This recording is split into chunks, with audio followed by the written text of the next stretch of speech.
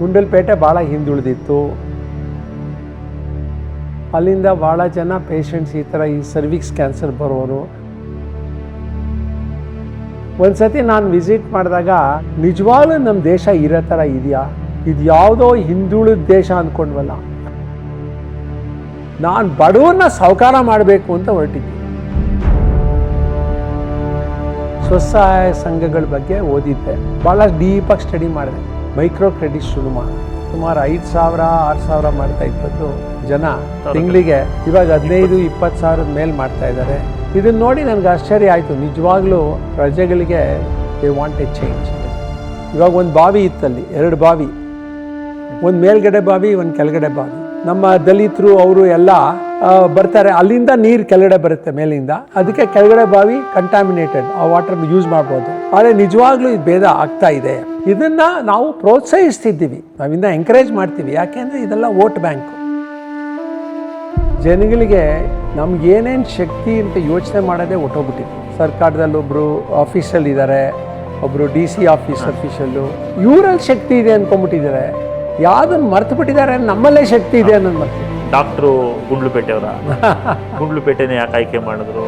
ಸರ್ಕಾರ ಏನೇನು ಮಾಡಬೇಕಾಗಿದೆಯೋ ಜಾಬ್ನ ನಮ್ಮ ISDA ಮಾಡಿ ತೋರಿಸಿದೆ. ಖಂಡಿತ.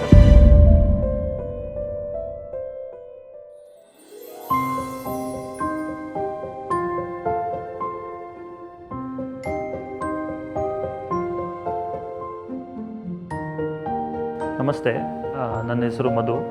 ನಾನು ಅಂತಾರಾಷ್ಟ್ರೀಯ ಮಾನವ ಅಭಿವೃದ್ಧಿ ಮತ್ತು ಏಳಿಗೆ ಸಂಸ್ಥೆಯಲ್ಲಿ ಯೋಜನಾ ಮುಖ್ಯಸ್ಥನಾಗಿ ಇವಾಗ ಕಾರ್ಯನಿರ್ವಹಿಸ್ತಾ ಇದ್ದೀನಿ. ನಮ್ಮ ಸಂಸ್ಥೆ 33 ವರ್ಷದಿಂದಲೂ ನಿರಂತರವಾಗಿ ಸಮಾಜಮುಖಿ ಕಾರ್ಯಕ್ರಮಗಳನ್ನ ಮಾಡ್ತಾ ಬಂದಿದೆ.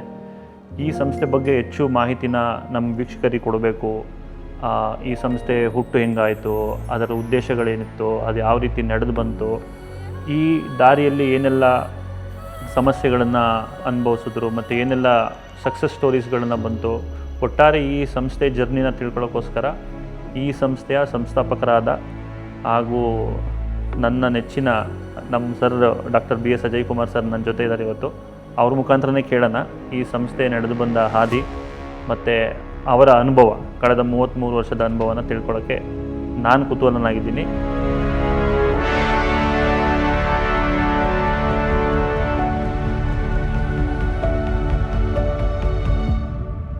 Welcome to the show sir. Thank you Madhu. ಅದೇ ನೀವು ಹೇಳ್ದಂಗೆ ನಾವು ಈ ಅಂತಾರಾಷ್ಟ್ರೀಯ ಸಂಸ್ಥೆಯನ್ನು ISDA ಯಾವ ರೀತಿ ಮಾನವನಿಗೆ ಅಭಿವೃದ್ಧಿ ಬರ್ಬೋದು ಅನ್ನೋದು ಯಾಕೆ ಯೋಚನೆ ಬಂತು ಅಂತ ಅದೊಂದು ಕಥೆನೇ ಹೇಳಬೇಕು ಅಂದರೆ. ಯಾಕೆಂದರೆ ನಾನು ಡಾಕ್ಟರಾಗಿ ಅಮೇರಿಕಾದಲ್ಲಿದ್ದಾಗ ನನಗೆ ಭಾಳ ಆಸಕ್ತಿ ಯಾತ್ರಲ್ಲಿತ್ತು ಅಂದರೆ ಈ ಕ್ಯಾನ್ಸರ್ ಬಗ್ಗೆ, ಯಾವ ರೀತಿ ಕ್ಯಾನ್ಸರ್ ಬರದೇ ಇರೋಂಗೆ ಮಾಡ್ಬೋದು. ಪರ್ಟಿಕ್ಯುಲರ್ಲಿ ಏನು ಅಂದರೆ ನಮ್ಮ ಆರ್ಥಿಕ ಸ್ಥಿತಿ ಕಡಿಮೆ ಇರುತ್ತೆ, ನಮ್ಮ ರೂರಲ್ ವುಮೆನ್ ಎಂಪವರ್ಮೆಂಟು, ಯಾವ ರೀತಿ ನಮ್ಮ ಮಹಿಳೆಯರು ಕಷ್ಟಪಡ್ತಾ ಇದ್ದಾರೆ. ಅದಕ್ಕೆ ಈ ಗರ್ಭಕೋಶದ ಕ್ಯಾನ್ಸರ್, ಸರ್ವಿಕ್ಸ್ ಕ್ಯಾನ್ಸರ್ ಭಾಳ ಕಾಮನ್. ಅದು ಯಾತಕ್ಕೆ ಕಾಮನ್ನು ಅಂದರೆ ಹೈಜೀನ್, ಹ್ಯೂಮನ್ ಪ್ಯಾಪಿಲೋಮಾ ವೈರಸ್ಸು ಇದರಿಂದ ಬರುತ್ತೆ. ಇದನ್ನು ಖಂಡಿತ ನಾವು ಬರದೇ ಇರೋಂಗೆ ಮಾಡ್ಬೋದು. ಇದೊಂದು ಗುರಿನಲ್ಲಿ ನಾನು ಅಮೇರಿಕಲ್ಲಿದ್ದಾಗಲೇ ಮೈಸೂರಿನಲ್ಲಿ ನಮ್ಮ ಭಾರತ್ ಹಾಸ್ಪಿಟಲ್ ಮಾಡಿದಾಗ ಖಂಡಿತ ನಾವು ಶಿಬಿರಗಳು ಮಾಡಿ ಇದಕ್ಕೊಂದು ಮಾಹಿತಿ ಕೊಡಬೇಕು ಮಹಿಳೆಯರಿಗೆ ಅಂತ ನಾವು ಯಾವುದೋ ಕಾರಣದಿಂದ ಗುಂಡಲಪೇಟೆ ಚೂಸ್ ಮಾಡಿದೆ. ಗುಂಡಲಪೇಟೆ ಭಾಳ ಹಿಂದುಳಿದಿತ್ತು, ಅಲ್ಲಿಂದ ಭಾಳ ಜನ ಪೇಷಂಟ್ಸ್ ಈ ಥರ ಈ ಸರ್ವಿಕ್ಸ್ ಕ್ಯಾನ್ಸರ್ ಬರೋರು. ಒಂದು ಸತಿ ನಾನು ವಿಸಿಟ್ ಮಾಡಿದಾಗ ನಿಜ ಹೇಳಬೇಕು ಅಂದರೆ ನಮ್ಮ ಜೊತೆ ಈ ರೋಟರಿಯನ್ಸ್ ಬಂದಿದ್ದರು, ಲೇಡೀಸ್. ಅವರು ಈ ಗುಂಡಲಪೇಟೆ ನೋಡಿಬಿಟ್ಟು ನಿಜವಾಗ್ಲೂ ನಮ್ಮ ದೇಶ ಇರೋ ಥರ ಇದೆಯಾ, ಇದು ಯಾವುದೋ ಹಿಂದುಳಿದ ದೇಶ ಅಂದ್ಕೊಂಡ್ವಲ್ಲ. ಯಾಕೆಂದರೆ ಅಲ್ಲಿ ನ್ಯೂಟ್ರಿಷನ್, ಕ್ವಾಶಿಯೋಕರ್ ಅಂತೀವಿ, ಪ್ರೋಟೀನ್ ಕಡಿಮೆ, ಮಕ್ಳಿಗೆ ಒಂಥರ ಕೂದಲು ಚಿಕ್ಕ ವಯಸ್ಸಿನಲ್ಲೇ ಇದು ಥರ ಕಲರ್ ಚೇಂಜ್ ಆಗ್ಬಿಟ್ಟಿದೆ, ಬಣ್ಣ.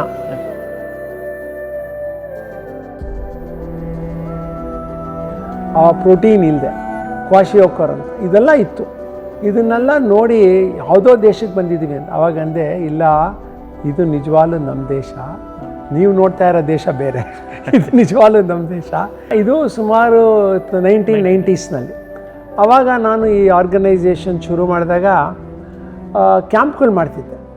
ಶಿಬಿರಗಳು ಮಾಡಿದಾಗ ಮಕ್ಕಳಿಗೆ ಕೇಳ್ತಾ ಇದ್ದೆ, ಏನು ನಿಮ್ಮ ತೊಂದರೆ, ಇದು ಹೆಂಗಸ್ರಿಗೆ ಕೇಳ್ತಾ ಇದ್ದೆ. ಭಾಳ ಜನನ ಇಂಟರ್ವ್ಯೂ ಮಾಡಿದಾಗ ವರ್ಲ್ಡ್ ಬ್ಯಾಂಕು ಬಂತು. ವರ್ಲ್ಡ್ ಬ್ಯಾಂಕ್ ಬಂದು ನಿಮ್ಮ ಜೊತೆ ನಾವು ಮಾಡ್ಬೋದಾ, ಯಾವ ರೀತಿ ಒಳ್ಳೆ ಪ್ಯಾಡ್ಸ್ ಕೊಡ್ಬೋದು, ಈ ತಿಂಗಳಿಗೆ ಮೆನ್ಸ್ಟ್ರಲ್ ಆಗುತ್ತಲ್ಲ ಮಹಿಳೆಯರಿಗೆ, ಈ ವಿಚಾರ ಎಲ್ಲ ಕೇಳಿದಾಗ ಖಂಡಿತ ಮಾಡೋಣ ಅಂತ ಹೇಳಿದೆ.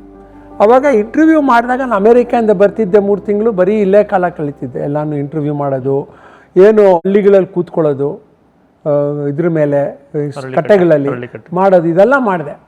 ಅದರಲ್ಲಿ ಎಷ್ಟೋ ಅನುಭವ ಬಂತು ನನಗೆ. ಏನು ಅಂದರೆ ನಿಜವಾಗ್ಲೂ ಮಹಿಳೆಯರು ಎಷ್ಟು ಕಷ್ಟಪಡ್ತಾರೆ.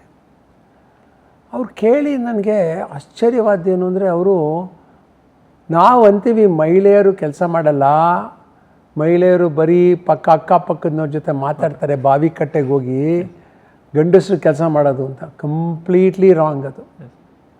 ಮಹಿಳೆಯರು ಕೇಳಿದ್ರೆ ಅವರು, ನಾನು 18 ಗಂಟೆ ಕೆಲಸ ಮಾಡ್ತೀನಿ, ಬೆಳಿಗ್ಗೆ ಎದ್ದು ಅಡುಗೆ ಮಾಡಬೇಕು, ಅಡುಗೆ ಮಾಡಿ ತೊಗೊಂಡೋಗಿ ಹೊಲದಲ್ಲಿ ಕೊಡಬೇಕು, ಹೊಲದಲ್ಲೂ ನಾನು ಕೆಲಸ ಮಾಡಬೇಕು, ಆಮೇಲೆ ಬಂದಮೇಲೆ ಊಟ ರೆಡಿ ಮಾಡಬೇಕು ಗಂಡನಿಗೆ ಮಕ್ಕಳಿಗೆ, ಮಿಕ್ಕಿದ್ದನ್ನು ನಾನು ತಿನ್ನಬೇಕು. ಅವಾಗ ನಾವು ಬ್ಲಡ್ ಟೆಸ್ಟ್ ಮಾಡಿದಾಗ 70% ಜನಕ್ಕೆ ಐರನ್ ಕಂಟೆಂಟ್ ಕಡಿಮೆ, ಅನಿಮಿಯಾ. ಆಮೇಲೆ 75%ಗೆ ವ್ಯಾಜನೈಟಿಸ್ ಅಂದರೆ ಇನ್ಫೆಕ್ಷನ್, ಇದರಿಂದಾನೇ ಸರ್ವಿಕ್ಸ್ ಕ್ಯಾನ್ಸರ್ ಬರೋದು. ಇದೆಲ್ಲ ಕೇಳಿದಾಗ ಒಬ್ಬರು ಮಹಿಳೆ ಅಂದರು ನನಗೆ, ಅದು ನನಗೆ ಇವಾಗ್ತೂ ಇದೆ, ಡಾಕ್ಟ್ರೇ ನಾವು ಯಾಕೆ ಡಾಕ್ಟ್ರ್ ಹತ್ರ ಹೋಗೋಣ, ನಮಗೆ ಕೆಲಸ ಇದೆ, ನನಗೆ ಹೊಟ್ಟೆ ನೋವು ರಕ್ತ ಬಂದಾಗ ಕೆಲಸ ಮಾಡೋಕ್ಕಾಗಲ್ಲ ಅಂದಾಗ ಹೋಗ್ತೀನಿ ಹೊರ್ತು ಮುಂಚೆ ಹೋಗಲ್ಲ. ಅದಕ್ಕೇ ಯಾರೂ ಮೊದಲನೇ ಹಂತದಲ್ಲಿ ಬರ್ತಿರ್ಲಿಲ್ಲ, 2ನೇ ಹಂತ 3ನೇ ಹಂತ 4ನೇ ಹಂತ ಕೆಲಸ ಬರೋದು. ಅವಾಗ ನನಗೆ ಅರ್ಥ ಆಯಿತು, ಇದು ಆರ್ಥಿಕ ಸ್ಥಿತಿ ಮುಂದೆ ಬರೆದೊರ್ತು ಖಂಡಿತ ಇದನ್ನು ಸಾಲ್ವ್ ಮಾಡೋಕ್ಕಾಗಲ್ಲ. ಸರ್ಕಾರದಿಂದನೂ ಆಗೋದೇ ಇಲ್ಲ, ಏನೇ ಟ್ರೈ ಮಾಡಿದ್ರು. ಯಾಕೆ ಅಂದರೆ ಆರ್ಥಿಕ ಸ್ಥಿತಿ ಮುಂದೆ ಬರೋಂಗೆ ಮಾಡಬೇಕು. ಸರ್ಕಾರದ ಉದ್ದೇಶನೇ ಬೇರೆ, ಅದನ್ನು ಬೇರೆ ಮಾತಾಡೋಣ. ಆದರೆ ಈ ವಿಚಾರನ ಯೋಚನೆ ಮಾಡಿದಾಗ ಅವಾಗ ತಾನೇ ನಾನು ಬಾಂಗ್ಲಾದೇಶ್ ಒಂದು ಯೂನಿಸ್ಟು ಮೈಕ್ರೋ ಕ್ರೆಡಿಟ್ ಸ್ವಸಹಾಯ ಸಂಘಗಳ ಬಗ್ಗೆ ಓದಿದ್ದೆ. ಭಾಳ ಡೀಪಾಗಿ ಸ್ಟಡಿ ಮಾಡಿ ನಮ್ಮ ನಂಜಪ್ಪ ಅಂತಿದ್ರು, ಅವಾಗ ಅವ್ರಿಗೆ ಹೇಳಿದೆ, ನಂಜಪ್ಪ ಇದು ಮೈಕ್ರೋ ಕ್ರೆಡಿಟ್ ಶುರು ಮಾಡೋಣ. ಬೇರೆ ಆರ್ಗನೈಸೇಷನ್ಸ್ ಬೇರೆ ಬೇರೆ ರೀತಿ ಮಾಡ್ತಾಯಿದ್ರು ಇಂಡಿಯಾದಲ್ಲಿ. ನಾನೇನು ಮಾಡಿದೆ ಅಂದರೆ ಕಡಿಮೆ 8% 10%, ಅವರೂ ದುಡ್ಡು ಹಾಕಬೇಕು, ನಾವು ದುಡ್ಡು ಹಾಕಬೇಕು, ಈ ಥರ ಶುರು ಮಾಡಿದಾಗ ಸ್ವಸಹಾಯ ಸಂಘಗಳು ಭಾಳ ಆಶ್ಚರ್ಯ ಏನು ಅಂದರೆ ಮಹಿಳೆಯರಿಗೆ ಇಷ್ಟ ಇತ್ತು. ಆದರೆ ಗಂಡಸರು ಪುರುಷರು ಏನೋ ಮಾಡಿಬಿಡ್ತಾರೆ, ಇವ್ರ ಬುದ್ಧಿ ಕೆಡಿಸ್ಬಿಡ್ತಾರೆ ಅಂತ ಸ್ವಲ್ಪ ರೆಸಿಸ್ಟೆನ್ಸ್ ಇತ್ತು. ಆಮೇಲೆ ಟೈಮ್ ಆದಂಗೆ ಯಾವಾಗ ಜಾಸ್ತಿ ಮಹಿಳೆಯರು ಬಂದರು, ಅವ್ರಿಗೆಲ್ಲ ನಾವು ತರಬೇತಿ ಕೊಟ್ವಿ, ಲೀಡರ್ಶಿಪ್ ಟ್ರೈನಿಂಗ್, ಅವರೇ ಬ್ಯಾಂಕ್ ಅಕೌಂಟ್ ಇಟ್ಕೊಳ್ಳೋದು ಹೆಂಗೆ, ಇದಕ್ಕೆ ಭಾಳ ಟೈಮ್ ಆಯಿತು. ನಾವು ಬೇಕಾದಷ್ಟು ಗ್ರಾಮಗಳಲ್ಲಿ ಮಾಡ್ತಾಯಿದ್ವಿ. ಮೊದಲು ಸುಮಾರು ಒಂದು 30-40 ಗ್ರಾಮ ಶುರು ಮಾಡಿದ್ವಿ. ಅಲ್ಲಿ ನಾವು ಏನೇನು ಕಲ್ತ್ಕೊಂಡ್ವಿ ಅನ್ನೋದು ಭಾಳ ಮುಖ್ಯ. ಏನು ಕಲ್ತ್ಕೊಂಡ್ವಿ ಅಂದರೆ ಅವ್ರ ಜನಕ್ಕೆ ಏನು ಬೇಕು, ನಾವೊಂದು ಹೇಳ್ತೀವಿ, ಆದರೆ ಅವ್ರಿಗೇನು ಬೇಕು, ಇದು ಭಾಳ ಮುಖ್ಯ. ಆಮೇಲೆ ಜಾತಿ ಮತ, ಇವಾಗ ಒಂದು ಬಾವಿ ಇತ್ತಲ್ಲಿ, 2 ಬಾವಿ, ಒಂದು ಮೇಲ್ಗಡೆ ಬಾವಿ ಒಂದು ಕೆಳಗಡೆ ಬಾವಿ. ಆ ಊರಿನಲ್ಲಿ ಮೇಲ್ಗಡೆ ಬಾವಿಗೆ ಯಾರೂ ಹೋಗ್ತಿರ್ಲಿಲ್ಲ, ಬರೀ ಹೋಗೋರು. ಕೆಳಗಡೆ ಬಾವಿಗೆ ಯಾರೂ ಬರ್ತಿಲ್ಲ. ಯಾಕೆ ಅಂದರೆ ನಮ್ಮ ದಲಿತರು ಅವರು ಎಲ್ಲ ಬರ್ತಾರೆ, ಅಲ್ಲಿಂದ ನೀರು ಕೆಳಗಡೆ ಬರುತ್ತೆ ಮೇಲಿಂದ, ಅದಕ್ಕೆ ಕೆಳಗಡೆ ಬಾವಿ ಕಂಟಾಮಿನೇಟೆಡ್, ಆ ವಾಟರ್ನ ಯೂಸ್ ಮಾಡ್ಬೋದು, ಈ ಥರ ಇತ್ತು. ಆಮೇಲೆ ನಾವು ಮೀಟಿಂಗ್ಸ್ಗಳು ಮಾಡಿದಾಗ ದಲಿತರು ಅವರು ಬಂದರೆ ಅವ್ರು ಬೇರೆ ಕಡೆ ಕೂತ್ಕೊತಾ ಇದ್ರು, ಅವರ ಪಾಡ್ಗೆ. ನಾನು ಕೇಳ್ತಿದ್ದೆ, ಯಾಕೆ ಬೇರೆ ಕೂತ್ಕೊತೀರಾ? ಇಲ್ಲ ಹಿಂಗೆ ಅನ್ನೋರು ಬೇರೆಯವರು. ಯಾಕೆ ಅಂದರೆ ಇಲ್ಲಿ ಬೇರೆಯವರು ಬ್ರಾಹ್ಮಣರು ಲಿಂಗಾಯತರೆಲ್ಲ ಬೇರೆ ಕಡೆ ಕೂತ್ಕೊಂಡು. ಇದನ್ನು ನೋಡಿ ನನಗೂ ಆಶ್ಚರ್ಯ ಆಯಿತು. ನಿಜವಾಗ್ಲೂ ನಾವು ಏನೇನು ಓದ್ತೀವೋ, ಕಾನ್ಸ್ಟಿಟ್ಯೂಷನ್ ಇಂಡಿಯಾದಲ್ಲಿ ಏನಿದೆ ಅದು ಒಂಥರ ಇದೆ, ಈ ಥರ ಜಾತಿ ಮತ ಇರಬಾರ್ದು, ಭೇದ ಇರಬಾರ್ದು, ಎಲ್ಲೇ ಒಲೆ. ಆದರೆ ನಿಜವಾಗ್ಲೂ ಇದು ಭೇದ ಆಗ್ತಾ ಇದೆ. ಇದನ್ನು ನಾವು ಪ್ರೋತ್ಸಾಹಿಸ್ತಿದ್ದೀವಿ, ನಾವಿಂದ ಎಂಕರೇಜ್ ಮಾಡ್ತೀವಿ. ಯಾಕೆಂದರೆ ಇದೆಲ್ಲ ವೋಟ್ ಬ್ಯಾಂಕು. ಇದೆಲ್ಲ ನನಗೆ ಅರ್ಥ ಮಾಡ್ಕೊಳ್ಳೋಕ್ಕೆ ಸ್ವಲ್ಪ ದಿನ ಬೇಕಾಯಿತು. ಆದರೆ ಆರ್ಥಿಕ ಸ್ಥಿತಿನ ಮುಂದೆ ಬರಬೇಕು ಅನ್ನೋದು ನನಗೆ ಭಾಳ ಇಷ್ಟ ಆಯಿತು. ಅದಕ್ಕೋಸ್ಕರ ನಾವು ಭಾಳ ಕಷ್ಟಪಟ್ವಿ, ಭಾಳ ಸಾಲಗಳು ಕೊಡೋಕ್ಕೆ ಶುರು ಮಾಡಿದ್ವಿ. ಆದರೆ ಮಹಿಳೆಯರು ಸಾಲನ ಎಷ್ಟು ಕಡಾಖಂಡಿತವಾಗಿ ತೀರಿಸೋರು ಅಂದರೆ ಹೇಳೋಕ್ಕೆ ಅಷ್ಟು ಚೆನ್ನಾಗಿ ತೀರಿಸೋರು, ನಮ್ಮಿಂದ ಓದಿತ್ತು. ಅದನ್ನು ನನಗೆ ನೋಡಿ ಭಾಳ ಇಷ್ಟ ಆಯಿತು. ಅವಾಗ ಏನಾಯಿತು ಅಂದರೆ ಗೌರ್ಮೆಂಟು ಇದನ್ನು ನಾನು ಮಾಡ್ತೀನಿ ಅಂತ ಬಂದರು, ಶ್ರೀಶಕ್ತಿ ಅಂತ. ಹಾಂ ಸರ್. ಅವ್ರೇನು ಮಾಡಿದ್ರು ಅಂದರೆ ಎಲ್ಲರಿಗೂ ಕೊಟ್ಟರು ದುಡ್ಡು. ಆದರೆ ಈ ಗೌರ್ಮೆಂಟು ಅಂದರೆ ಎಷ್ಟೋ ಜನ ಕೊಡಲೇ ಇಲ್ಲ ವಾಪಸ್ಸು. ನಮ್ಮಲ್ಲಿ ಕೆಲವರು ಮಹಿಳೆಯರು ಅವ್ರು ಗೌರ್ಮೆಂಟು ಬ್ಯಾಂಕ್ ಬಂದು ಅವನ್ನೆಲ್ಲ ಎಳ್ಕೊಂಡು ಹೋಗಕ್ಕೆ ಶುರು ಮಾಡಿದ್ರು. ಅವರೆಲ್ಲ ಎಷ್ಟೋ ಜನ ಪಾಪ ದಲಿತರು ಇವರು ಎಲ್ಲ ಇದ್ದರು. ಆವಾಗ ನನಗನ್ನಿಸ್ತು ನಿಜವಾಗ್ಲಿ ಗೌರ್ಮೆಂಟ್ ಮಾಡಬಾರ್ದಿದು. ಆವಾಗ ನಮ್ಮ ಹಳ್ಳಿಗಳಲ್ಲಿ ಏನಾಯಿತು ಅಂದರೆ ಒಂದು ಅಮೇಝಿಂಗ್ ಥಿಂಗ್ ಆಯಿತು ಮಧು. ನಾವೆಲ್ಲೆಲ್ಲಿ ನಾವು ಎಲ್ಲ ಮಾಡಿದ್ವೋ ನಮ್ಮ ಇಂಟರ್ನ್ಯಾಷನಲ್ IHDUA ಅಂತಾರಾಷ್ಟ್ರೀಯ ಹ್ಯೂಮನ್ ಸಂಸ್ಥೆ ಅಲ್ಲೆಲ್ಲ ಚೆನ್ನಾಗಿದ್ದರು. ಮಧ್ಯದಲ್ಲಿ ಒಂಥರ ಸ್ಲಮ್ಸ್ ಥರ ಆಗಿತ್ತು. ಯಾಕೆಂದರೆ ಜನ ದುಡ್ಡು ಕೊಡ್ತಿರ್ಲಿಲ್ಲ, ವಾಪಸ್ ಕೊಡ್ತಿರ್ಲಿಲ್ಲ. ಅದಕ್ಕೆ ಅವ್ರು ಯಾರು ಲೋನ್ ಕೊಡ್ತಿಲ್ಲ, ಲೋನ್ ನಿಂತೋಯ್ತು. ಅದೆಲ್ಲ ಒಂಥರ ಸ್ಲಮ್ಸ್ ಥರ ಆಗೋಯ್ತು.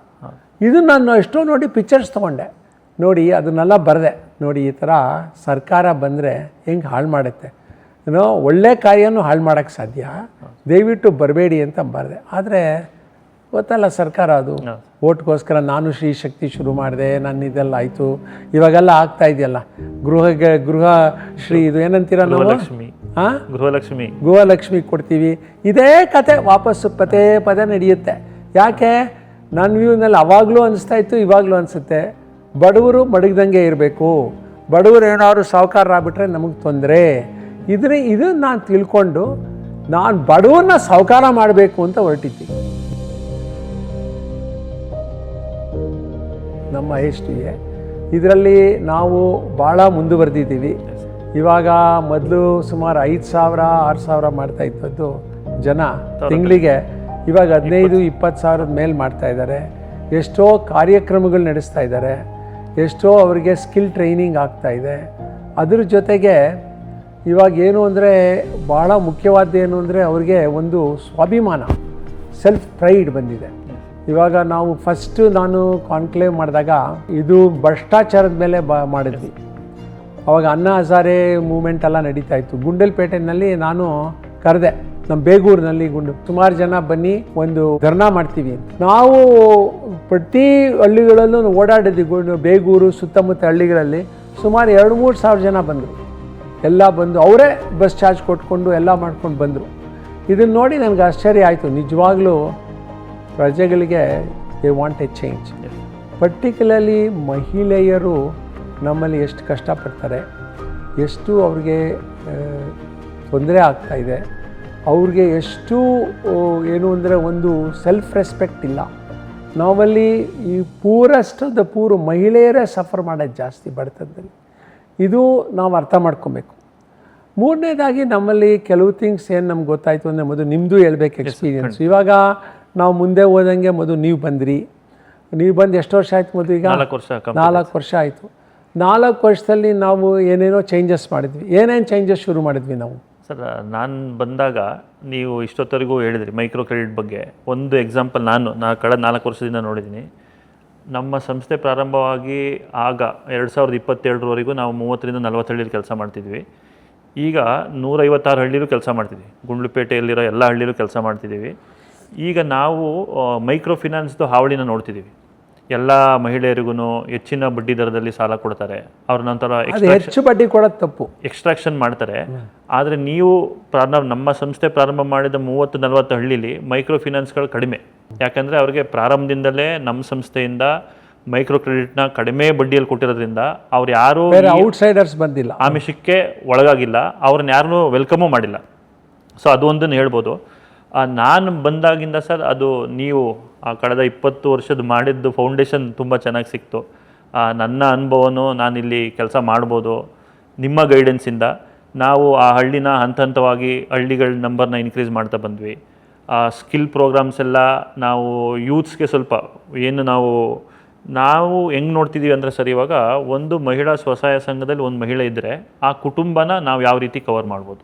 ಮಹಿಳೆಗೆ ಸ್ವಸಹಾಯ ಸಂಘ ಮಾಡ್ತೀವಿ, ಅವ್ರಿಗೆ ಮೈಕ್ರೋ ಕ್ರೆಡಿಟ್ ಸಾಲಗಳನ್ನ ಕೊಡ್ತೀವಿ.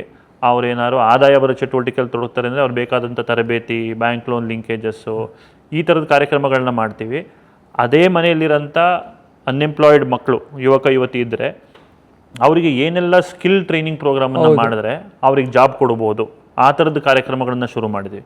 ಈಗ ಕಳೆದ 4 ವರ್ಷದಿಂದ ಒಂದು 2500 ಜನ ಯುವಕ ಯುವತಿಯರಿಗೆ ನಾವು ತರಬೇತಿಗಳನ್ನು ಕೊಟ್ಟು, ವಿವಿಧ ತರಬೇತಿಗಳಲ್ಲಿ ಕೊಟ್ಟು ಅವ್ರಿಗೆ ಉದ್ಯೋಗನ ಕೊಟ್ಟಿದ್ದೀವಿ. ಈ ತದನಂತರ ಅದೇ ಕುಟುಂಬದಲ್ಲಿರುವಂಥ ಪುರುಷನ್ನು ನಾವು ಫೋಕಸ್ ಮಾಡ್ತಿದ್ದೀವಿ. ರೈತರು ಅವ್ರು ಯಾವ ರೀತಿಯ ಅಗ್ರಿಕಲ್ಚರ್ನ ಪ್ರಾಕ್ಟೀಸ್ ಮಾಡ್ತಿದ್ದಾರೆ, ಅವ್ರದ್ದು ಇನ್ಪುಟ್ ಕಾಸ್ಟ್ ಜಾಸ್ತಿ ಇದೆ, ಅವ್ರದ್ದು ಈಲ್ಡ್ ಕಡಿಮೆ ಬರ್ತಿದೆ, ಸಾಯಿಲ್ ಹೆಲ್ತ್ ಬಗ್ಗೆ ಅವ್ರು ಯೋಚನೆ ಮಾಡ್ತಿಲ್ಲ, ಇಂಟಿಗ್ರೇಟೆಡ್ ಫಾರ್ಮಿಂಗ್ ಬಗ್ಗೆ ಯೋಚನೆ ಮಾಡ್ತಿಲ್ಲ. ಆ ನಿಟ್ಟಲ್ಲಿ ನಾವು ಇವಾಗ ರೈತರನ್ನೂ ಫೋಕಸ್ನ ಮಾಡಿ ಅವ್ರಿಗೆ ಯಾವ ರೀತಿ ಸೌಲಭ್ಯಗಳನ್ನು ನಮ್ಮ ಸಂಸ್ಥೆಯಿಂದ ಮಾಡ್ಬೋದು, ಈ ಥರದ ಕಾರ್ಯಕ್ರಮಗಳನ್ನ ಮಾಡ್ತಾ ಬಂದಿದ್ದೀವಿ. ಈಗ ನಮ್ಮ ಕಾರ್ಯಕ್ರಮ ಮಹಿಳೆ ಮತ್ತು ಕುಟುಂಬ ಒಟ್ಟಾರೆ ಒಂದು ಫ್ಯಾಮಿಲಿಗೆ ನಾನು ತುಂಬ ಪ್ರೌಡಾಗಿ ಹೇಳ್ತೀನಿ, ನಾವಿವತ್ತು 10,000 ಜನ ಕುಟುಂಬ ಜೊತೆ ನೇರವಾಗಿ ನಮ್ಮ ಕಾರ್ಯಕ್ರಮಗಳನ್ನ ಮಾಡ್ತಿದ್ದೀವಿ.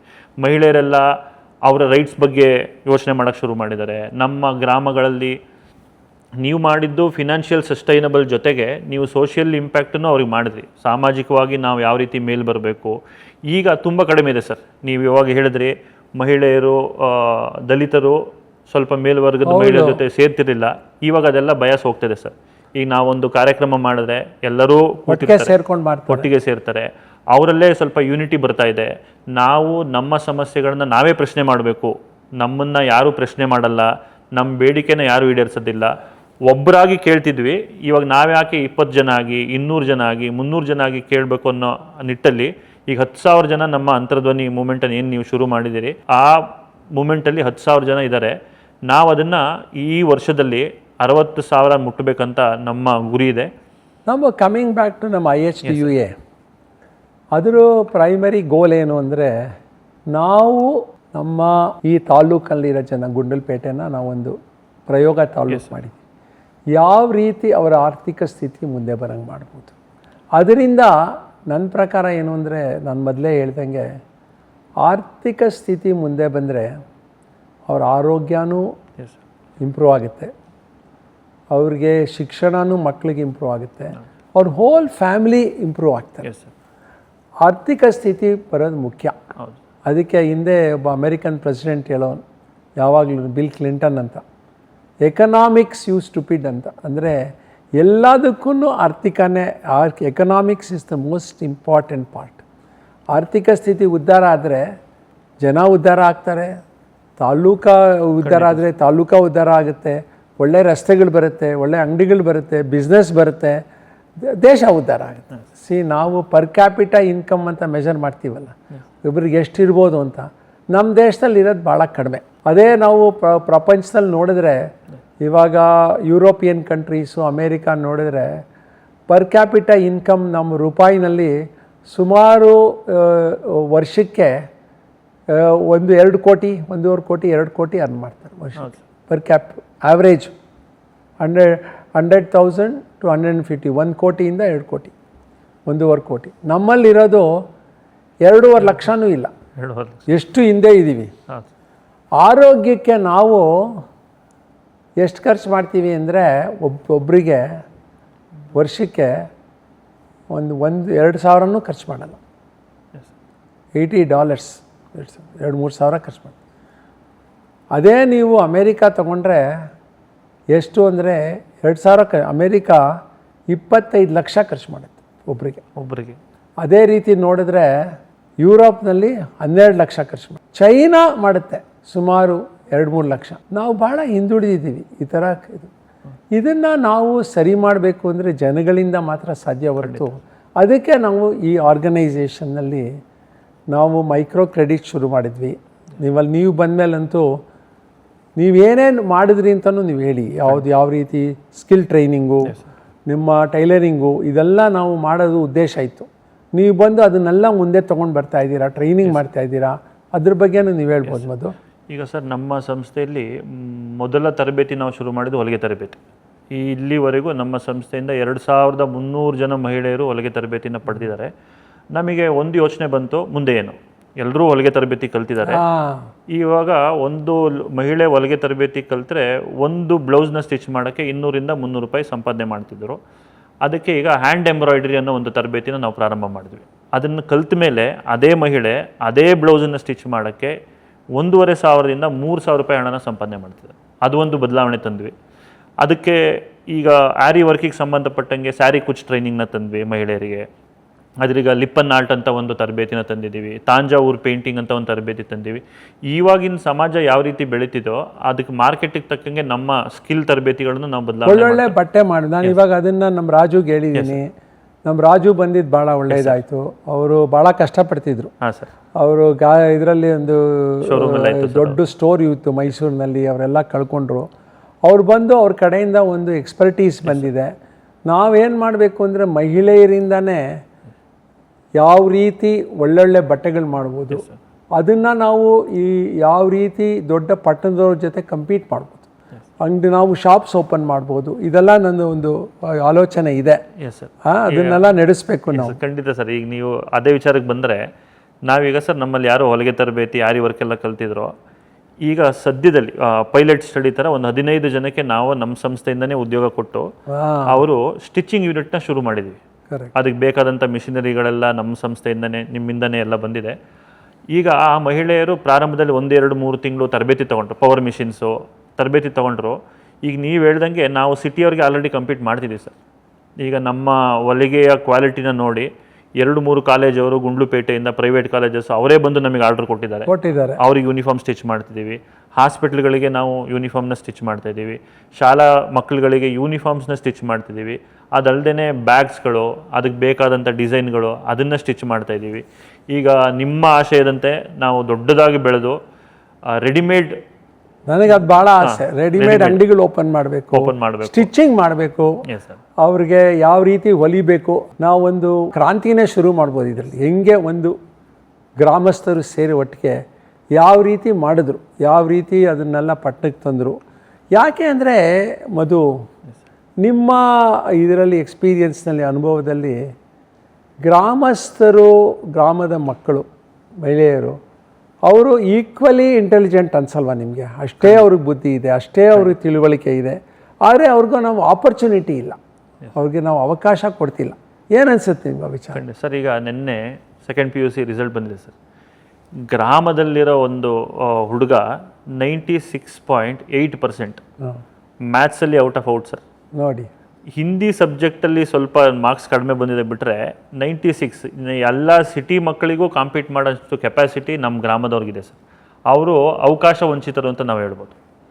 ಅವ್ರುಗಳಿಗೆ ನಿಜವಾದ ಒಳ್ಳೆಯ ಅವಕಾಶ ನಾವು ಕೊಟ್ಟು ಅವ್ರಿಗೆ ಬೇಕಾದಂಥ ಟೀಚಿಂಗ್ ನಾವು ಅಲ್ಲಿ ಪ್ರಾರಂಭ ಮಾಡಿದ್ರೆ ಖಂಡಿತವಾಗ್ಲೂ ಸಿಟಿ ಮಕ್ಕಳಿಗಿನ್ನ ಹೆಚ್ಚಿನದಾಗಿ ನಮ್ಮ ಗ್ರಾಮ ಮಕ್ಕಳು. ನಮಗೇನು ಅಂದರೆ ಒಳ್ಳೆ ಕ್ವಾಲಿಟಿ ಎಜುಕೇಷನ್ ಕೊಡಬೇಕು, ಶಿಕ್ಷಣ ಸರಿಯಾಗಿ ಮಾಡಬೇಕು. ಇವಾಗ ನಾನೇನು ನೋಡಿದ್ದೀನಿ ಅಂದರೆ ಮಕ್ಕಳ ಜೊತೆ ಮಾತಾಡಿದಾಗ ಅವ್ರಿಗೆ ತಿಳುವಳಿಕೆ ಇದೆ, ಇಂಟೆಲಿಜೆನ್ಸ್ ಇದೆ, ಆದರೆ ಅಷ್ಟು ಒಳ್ಳೆ ನಾಲೆಡ್ಜ್ ಬರೋದು, ಅಷ್ಟು ಕಮ್ಯುನಿಕೇಷನ್. ಇವಾಗ ಇಂಗ್ಲೀಷ್ನಲ್ಲೇ ಮಾತಾಡಬೇಕು, ಇವಾಗ ನೀವು ಒಳ್ಳೆ ಕೆಲಸ ಸಿಗಬೇಕು ಅಂದರೆ ಕಮ್ಯುನಿಕೇಷನ್ ಸ್ಕಿಲ್ಸ್ ಯಾವ್ಯಾವ ರೀತಿ ಮಾತಾಡ್ತೀವಿ.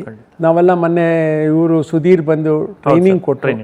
ಆ ಟ್ರೈನಿಂಗೆಲ್ಲ ಯಾವ ರೀತಿ ನಾವು ಕಂಟಿನ್ಯೂ ಮಾಡ್ಬೋದು. ನನಗೆ ಭಾಳ ಆಶ್ಚರ್ಯ ಆಗಿದ್ದೇನು ಅಂದರೆ, ಅವತ್ತು ಸುಧೀರ್ ಕರೆದಾಗ ಬಂದು ಮಾತಾಡಿ ಎಷ್ಟು ಜನ ಬಂದು ಇಂಗ್ಲೀಷ್ನಲ್ಲಿ ಮಾತಾಡಿದ್ರು.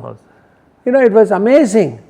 ನನಗೆ ಅನ್ನಿಸ್ತು ನಿಜವಾಗ್ಲೂ ನಾವು ಚೆನ್ನಾಗಿ ಮಾಡಿದ್ದೀವಿ ಟ್ರೈನಿಂಗು. ಅದು 3 hour ಸೆಷನಲ್ಲಿ ಭಾಳ ಚೆನ್ನಾಗಿ ಮಾತಾಡಿದ್ರು. ಎಷ್ಟೊಂದು ಜನ ಅವರೇ ಬಂದು ಮಾತಾಡಿದ್ರು.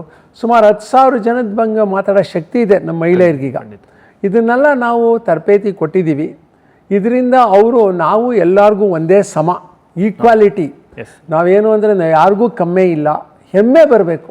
ಅದು ಬಂದಿದೆ ಈಗ ನಮ್ಮ ಪಾಪ. ಅದನ್ನು ನಾವು ಯಾವ ರೀತಿ ನಮ್ಮ 10,000 ಜನದಿಂದ 2 ಲಕ್ಷ ಜನಕ್ಕೆ ಬರಂಗೆ ಮಾಡೋದು, how to make it spread, ಅದನ್ನು ನಾವು ಮುಂದೆ ನೋಡಬೇಕು. ನಾವು ಈ ಥರ ಈ ಪ್ರೋಗ್ರಾಮ್ಸ್ ಮಾಡೋದು, ಆಮೇಲೆ ಅವರವರೇ ಒಂದು ಚರ್ಚೆ ಮಾಡಬೇಕು, ಡಿಬೇಟ್ ಮಾಡಬೇಕು. ಮಹಿಳೆಯರೇ ಮುಂದೆ ನಾಯಕತ್ವ ತೊಗೊಬೇಕು. ಇದನ್ನು ನಾವು ನಡೆಸ್ತಾ ಇದ್ದೀವಿ. ಇದ್ರ ಬಗ್ಗೆ ನಾವು ಏನೇನು ಮಾಡ್ತಾ ಇದ್ದೀವಿ ಮೊದಲು ISDA ಮೂಲಕ. ಈಗ ಸರ್, ಈಗ ನಮ್ಮಲ್ಲಿ ಮೈಕ್ರೋ ಕ್ರೆಡಿಟ್ ಕೊಡೋದ್ರಿಂದ ನಾವು ಮಹಿಳೆಯರನ್ನು ಸ್ವಸಹಾಯ ಸಂಘಕ್ಕೆ ತಂದ್ವಿ. ಸೊ ಈಗ ನಾವೇನು ಮಾಡ್ತಿದ್ದೀವಿ, ಸ್ವಸಹಾಯ ಸಂಘದಲ್ಲಿ ಒಂದು ಸಂಘದಲ್ಲಿ 10ರಿಂದ 15 ಜನ ಮಹಿಳೆಯರು ಇರ್ತಾರೆ. ನಾವು ಆ ಥರದ್ದು ಒಂದು 10ರಿಂದ 30 ಸ್ವಸಹಾಯ ಸಂಘ ಸೇರಿಸಿ ಒಂದು ಫೆಡರೇಷನ್ ಮಾಡ್ತಾಯಿದ್ದೀವಿ, ಒಕ್ಕೂಟಗಳನ್ನು ರಚಿಸಿದ್ದೀವಿ. ಆಗ ಅವರ ಶಕ್ತಿ ಜಾಸ್ತಿ ಆಯಿತು. ನಾವು 12 ಜನ ಇದ್ವಿ, ಈಗ 200-300 ಜನ ಇದ್ದೀವಿ. ನಮ್ಮ ಗ್ರಾಮದ ಸಮಸ್ಯೆಗಳನ್ನು ಪ್ರಶ್ನೆ ಮಾಡೋಕ್ಕೆ ನಾವು 12 ಜನ ಇಲ್ಲ, ನಮ್ಮ ಒಕ್ಕೂಟ ಇದೆ. ಈಗ ಅದರಿಂದ ಸರ್ ತುಂಬ ಚಟುವಟಿಕೆಗಳನ್ನು ನಾವು ಮಾಡಿದ್ದೀವಿ. ಒಂದು ಉದಾಹರಣೆಗೆ ಹೇಳ್ಬೇಕಂದ್ರೆ, ಈಗ ಕಳೆದ ತಿಂಗಳಲ್ಲಿ ನಾವು ಬನ್ನಿತಾಳ್ಪುರದಲ್ಲಿ ಒಂದು ಕಾರ್ಯಕ್ರಮ ಮಾಡಿದ್ವಿ. ನೀವು ಬಂದಿದ್ರಿ ಅವತ್ತು. ನಾವು ಕಾರ್ಯಕ್ರಮ ಪ್ರಾರಂಭ ಮಾಡೋಕ್ಕೆ ಮುಂಚೆ ಒಂದು ಜಾಥಾ ಮಾಡಿದ್ವಿ. ಆ ಗ್ರಾಮದಲ್ಲಿ ಹೊರಗಡೆಯಿಂದ ಮದ್ಯ ತಂದು ಗ್ರಾಮದಲ್ಲಿ ಮಾರಾಟ ಮಾಡೋದಿತ್ತು, ಅಲ್ಲಿ ಬಾಲ್ಯ ವಿವಾಹ ಇತ್ತು. ನಾವೊಂದು ಜಾಥಾ ಮಾಡಿದ್ದು ಆ ಸಂಜೆ, ಅವತ್ತಿನ ಸಂಜೆನೇ ಏನಪ್ಪ ರಿಸಲ್ಟ್ ಬಂತು ಅಂದರೆ, ಆ ಗ್ರಾಮದ ಮುಖ್ಯಸ್ಥರೆಲ್ಲ ಕೂತು ನಮ್ಮ ಗ್ರಾಮದಲ್ಲಿ ಹೊರಗಡೆಯಿಂದ ತಂದು ಯಾರು ಮದ್ಯ ಮಾರಂಗಿಲ್ಲ, ವೆರಿ ಗುಡ್, ಮದ್ಯ ಮಾರಿದ್ರೆ 1 ಲಕ್ಷ ರೂಪಾಯಿ ದಂಡ ಅಂತ ಒಂದು ತೀರ್ಮಾನ ಮಾಡೋದು ಸರ್. Very good. ಇದು ಮಹಿಳೆಯರ ಶಕ್ತಿನ ತೋರಿಸುತ್ತೆ ಸರ್. ಇದು ಅದೇ ಆ ಮಹಿಳೆಯರು ಬಂದಿದ್ರಲ್ಲ ನಮಗೆ, ಖಂಡಿತ ಸರ್, ದಯವಿಟ್ಟು ನಮ್ಮ ಗ್ರಾಮದಲ್ಲಿ ಈ ಥರ ಅದನ್ನ ಆ ಪ್ರಾಬ್ಲಮ್ ನಾವು ಸಾಲ್ವ್ ಮಾಡಿದ್ವಿ ಸರ್, ಖಂಡಿತ ಅಲ್ವಾ. ಈ ಜನಶಕ್ತಿ ಅನ್ನೋದನ್ನು ನಾವು ಬರಿಬಾರ್ದು ಅಂಬುದು. ನಾವೇನಾಗಿದೆ ಅಂದರೆ ಇವಾಗ ಜನಗಳಿಗೆ ನಮಗೇನೇನು ಶಕ್ತಿ ಅಂತ ಯೋಚನೆ ಮಾಡೋದೇ ಹೊಟ್ಟೋಗ್ಬಿಟ್ಟಿದೆ. ಇವಾಗ ಜನಗಳು ಏನಾಗಿದೆ, ಈ ಸರ್ಕಾರದಲ್ಲಿ ಒಬ್ಬರು ಆಫೀಸಲ್ ಇದ್ದಾರೆ, ಒಬ್ಬರು DC ಆಫೀಸ್ ಅಫಿಷಿಯಲ್ಲು, ಅವರು ಇವರಲ್ಲಿ ಶಕ್ತಿ ಇದೆ ಅಂದ್ಕೊಂಡ್ಬಿಟ್ಟಿದ್ದಾರೆ. ಯಾವುದನ್ನು ಮರ್ತು ಬಿಟ್ಟಿದ್ದಾರೆ, ನಮ್ಮಲ್ಲೇ ಶಕ್ತಿ ಇದೆ ಅನ್ನೋದು ಮರ್ತು ಬಿಟ್ಟಿದ್ದಾರೆ. ನಮ್ಮಲ್ಲಿ ಒಗ್ಗೂಟ ಇತ್ತು, ಒಟ್ಟಿಗೆ ಇದ್ದರೆ ಇದು ಜನಶಕ್ತಿ. ನಾವು ಪ್ರಜಾಪ್ರಭುತ್ವ ಅಂತ ಮಾತಾಡ್ತೀವಿ. ಪ್ರಜಾಪ್ರಭುತ್ವದಲ್ಲಿ ಯಾರ ಶಕ್ತಿ? ನಮ್ಮ ಶಕ್ತಿ, ಜನಶಕ್ತಿ. ಜನಶಕ್ತಿನ ನಾವು ಚಲಿಸ್ಬೇಕು. ನಾವು ಚಲಿಸ್ತಾ ಇಲ್ಲ. ಐ ಥಿಂಕ್ ಈ ಥರ ನಾವು ಟ್ರೈನಿಂಗ್ ಕೊಟ್ಟು, ಈ ಥರ ನಾವು ಒಂದು ನಾಯಕತ್ವ ಕೊಟ್ಟು, ನಾಯಕಿಯರನ್ನು ಬಂದು, ಅದು ಅಲ್ಲದೆ ನಾವು ಮಕ್ಕಳ ಮೇಲೂ ಹೋಗ್ಬೇಕು. ಸ್ಟೂಡೆಂಟ್ಸ್ ಭಾಳ ಮುಖ್ಯ. Youths, India is full of youths. ಹೆಂಗೆ ನಾವು ಅವ್ರಿಗೂ ಈ ಥರ ಟ್ರೈನಿಂಗ್ ಕೊಟ್ಟರೆ ನೆಕ್ಸ್ಟ್ ಜನರೇಷನ್ ಭಾಳ ಮುಖ್ಯ. ನನಗೇನು ಅಂದರೆ, ಅದು ನಮ್ಮಲ್ಲಿ ಸುಳ್ಳು ಹೇಳ್ಬಾರ್ದು, ನಿಜ ಹೇಳೋದು ಎಂಥ ಕಷ್ಟಪಟ್ಟು ಅನ್ಬೇಕು. ಅದಕ್ಕೆ ನಾನು ಬಂದಾಗೆಲ್ಲ ನಿಮಗೆ ಗೊತ್ತಲ್ಲ, ಸತ್ಯ ಹರಿಶ್ಚಂದ್ರನ ಕತೆ ಕೇಳ್ತೀನಿ. ಅದು ಎಷ್ಟೋ ಜನಕ್ಕೆ ಗೊತ್ತಿರಲಿಲ್ಲ.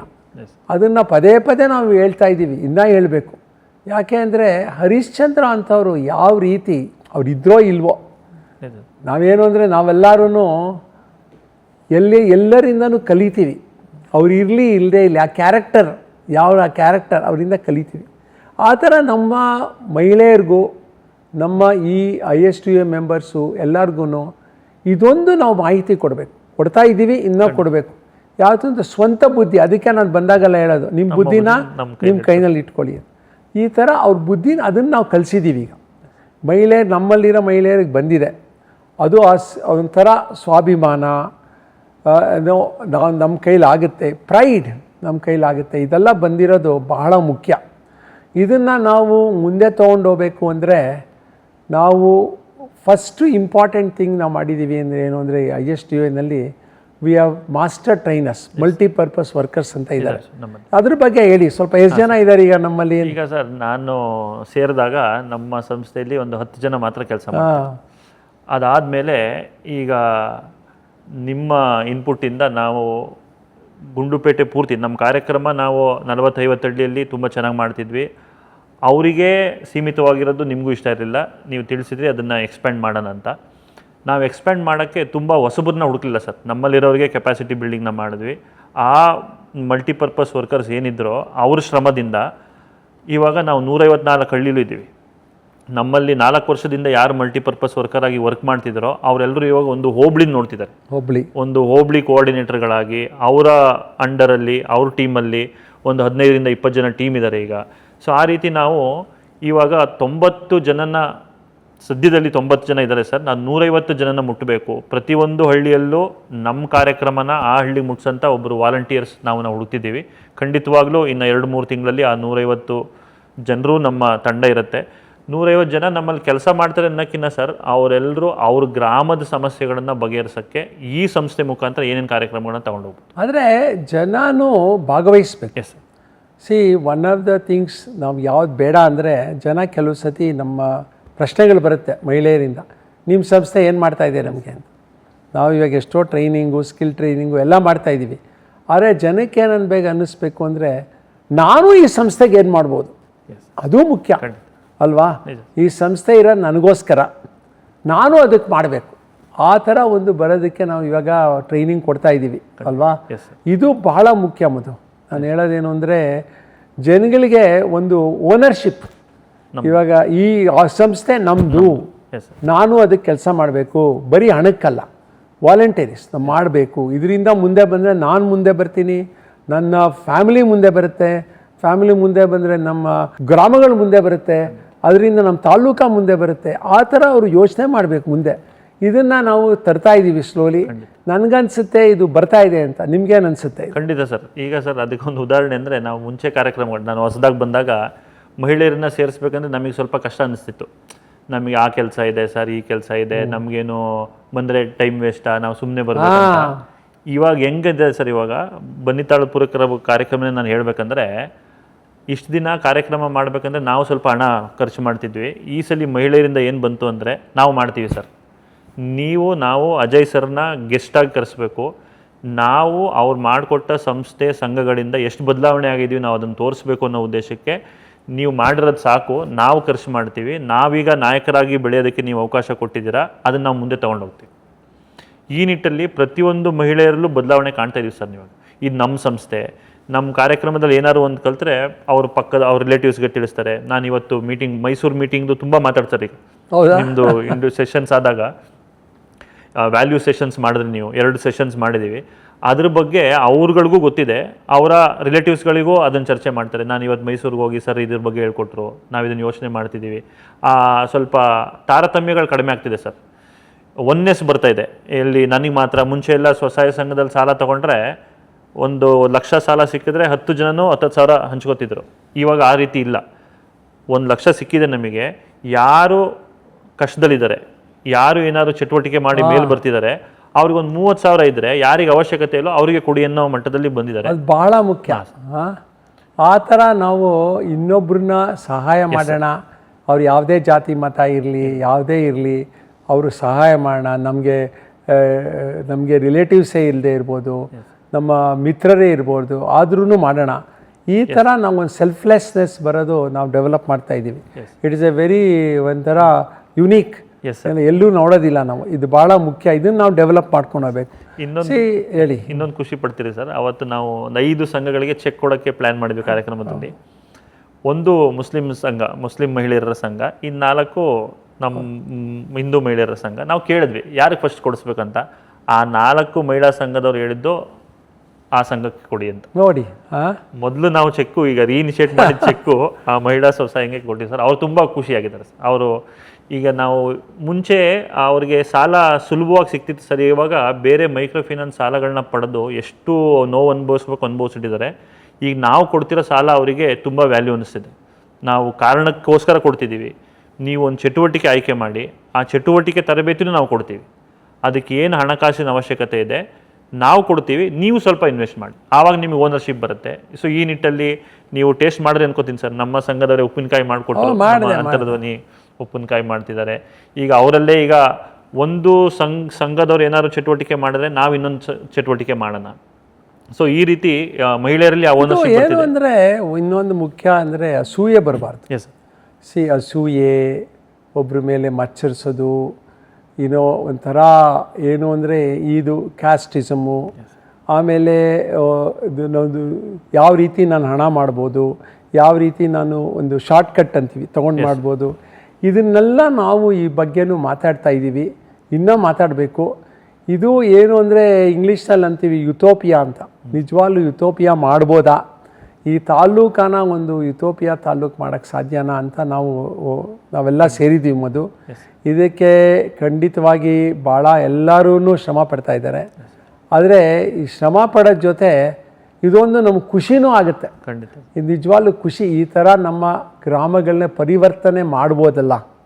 ಈ ಪರಿವರ್ತನೆ ನೋಡಿ ನನಗೆ ಎಷ್ಟೋ ಸಂತೋಷ. ನಿಜವಾಗ್ಲೂ ಹೇಳಬೇಕು ಅಂದರೆ ISTA ಮಾಡಿದಾಗ ನಾನು ರಿಜಿಸ್ಟರ್ ಮಾಡಿ ಅದಕ್ಕೆ ನಾನೇ ಸ್ವಂತ ಫಂಡ್ಸ್ ಎಲ್ಲ ಮೈಕ್ರೋ ಕ್ರೆಡಿಟ್ ಎಲ್ಲ ಮಾಡಿದೆ. ಇದರಿಂದ ಒಂದು ಏನೋ ಒಂದು ವಿಷನ್ ಈ ಥರ ಮಾಡಬೇಕು ಅಂತ ನನಗೆ ಐಡಿಯಾ ಬಂತು.